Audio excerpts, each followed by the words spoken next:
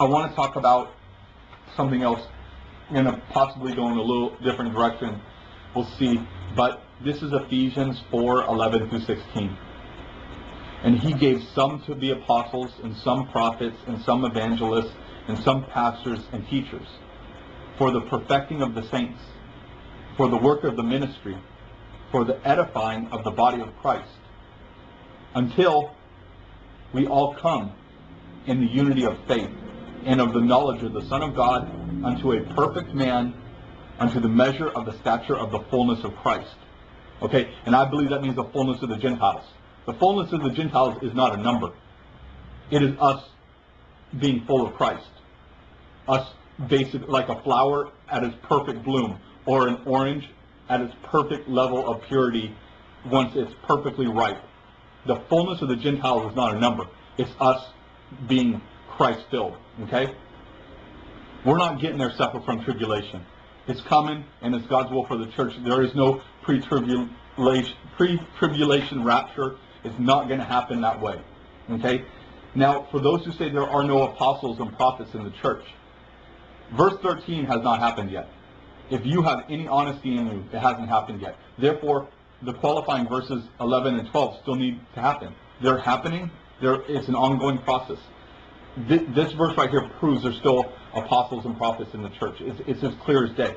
Verse 14, that we henceforth be no more children, okay, tossed to and fro and carried about with every wind of doctrine. That's still happening, people.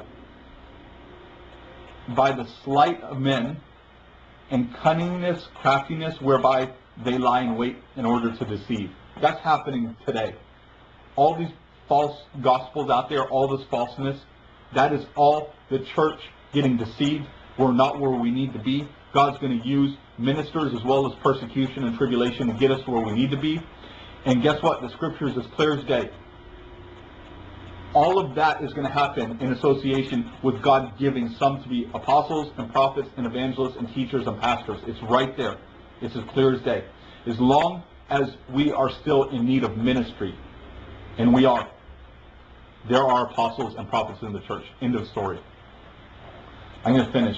But speaking the truth in love may grow up into him in all things, which is the head, even Christ. And this is where it goes back to the scriptures I read earlier. For whom the whole body is fittedly joined together and compacted by that which every joint supplieth, according to the effectual working in the measure of every part, making increase of the body unto the edifying of itself in love. It's right there. It's as clear as day. We all have jobs to do. I already explained this with the tools and the Swiss Army knife. We all are members. We have jobs to do, and we have to do it effectively, and we have to know our place. What if the hand started doing what the foot should do, and the foot started doing what the hand? It's ineffective. And Christ is coming back for a spotless bride who has made herself ready. Okay, and this is all happening right now, and there are apostles and there are prophets in the church. Okay, I'm not going to go on that tangent. I would like to. My flesh wants to, but I'm not. But let me tell you this. Attempting to build God's house in this end times, ignoring the prophets and apostles, that's like trying to build a house without the architect or contractor. You're left with a bunch of day laborers, and you're left with the construction materials and a few tools and this and that. And let me tell you something, the biggest problem with that is not that you lack an architect or that you lack someone who's going to head up the construction, the contractor. That's not your biggest problem. Your biggest problem is those people are not going to agree on anything. You understand what I'm saying? They're not going to agree on anything. They're all going to disagree. One's going to want to build the house this way. The other's going to want to build the house this way. This other one's going to want to put a bathroom in the back where it's not logical to put. They're all going to disagree. They're going to bring 100 different opinions, and they're all going to clash, and it's going to be a bunch of noise. There are still apostles and prophets in the church. They are the architects, and they are the ones who head up the construction so that there's order. And then all the other ministries are left to do what God has called them to do. But I'm not exalting apostles and prophets. If you really know what if you really know how I see things, you don't want to know how I see things. Their lives are not even worth living, really. That's how difficult their lives are. So be careful what you ask for. Basically, what I sought to do is give you a perspective that the church needs, direly needs. The Christians who are truly obeying Christ with a passionate, obedient, submissive heart, you have to know that you're not a Swiss Army knife. You are the vessel that He has raised up for His purposes. You must humble yourself and let Him exalt you. You must obey Him. And I'm telling you right now, if you zealously go out there and do what you think you should, you're going to cause damage. You're going to cause damage to yourself and to those around you. And the Bible is not going to change just because you're zealous. Humble yourself, and He will exalt you.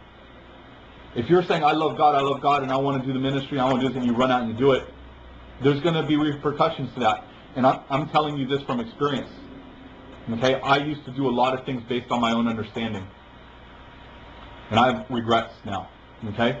And if you listen to what I'm telling you, and you start praying about it, then the Lord will reveal to you that you are not a Swiss Army knife. You are a hammer, or you're a saw, or you're a screwdriver, or you're a ruler, or you're one of those things that, measures and makes sure everything's straight. It's a leveler, whatever.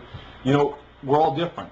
And God has a purpose for you. As long as you're obeying Him and you're surrendering Him, He has a purpose for you. He has a place for you. But you must humble yourself so that He'll reveal it to you. So He'll increase you. And that's really because right now there's a lot of zealous Christians out there.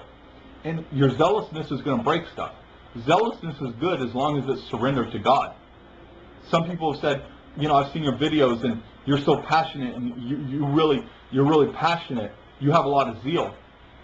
If you really understand what's coming through in these videos, it's not zeal, it's brokenness. It's a burden from God. I used to be zealous. I'm not really zealous anymore. I'm still passionate, but it comes from a burden deep in my heart that God has revealed to me. Okay, so it's not so much Scott, it's now the Lord. You understand what I'm saying? Because even though I'm being used as His vessel, the zealous Scott, he's been taken out. God's taken him to the woodshed and broken him many times. And He don't want to play that game no more. So now I'm here and I do the best I can to obey God and to do what He has for me to do as His vessel. Okay? And you need that mind. And if God has to take you to the woodshed in order for you to learn it, then that's fine, because I went there. And if God's got to take you there, He will. Okay? But I'm giving you this video so that if and when that happens, you'll remember, and hopefully things will be easier rather than harder. Because Christ ain't going to change. He ain't going to make no Swiss Army knives. And He's not going to allow you to zealously do what you think you should do. You have to be surrendered to Him.